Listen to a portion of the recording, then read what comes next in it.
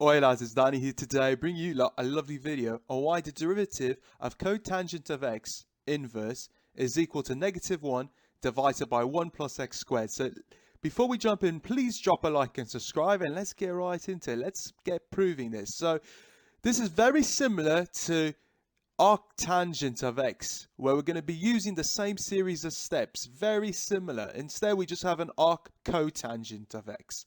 So same as always, lads, we're not going to be applying a limit definition. Instead, we're going to be using implicit differentiation, given it's a derivative of an inverse trig function.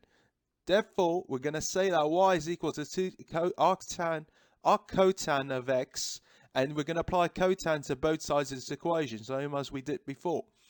You are going to see that we obtain a result of cotan of y is equal to x. At this point, we are going to basically apply derivative to both sides of this equation. On the right hand side, that's basically equal to 1. On the left hand side, although we got a function within a function, therefore we're going to be applying a chain rule.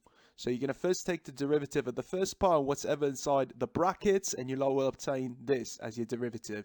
And it's going to be equal to 1. We're going to rearrange this. So we have dy dx on the left-hand side and everything else on the right-hand side. Very important. So once you reach this point, you lot are going to have to apply a trig identity.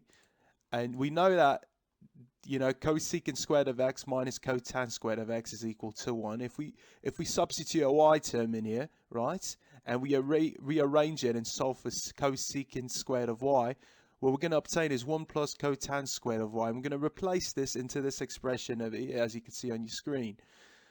The last step at this point is to replace x with cotan of y, and that basically comes from here, and that's the reason why when you take the derivative of our cotan of x, you lot obtain an answer of -1 divided by 1 plus x squared. So if this video has helped you lot, please drop a like and subscribe, and I'll see you lot later.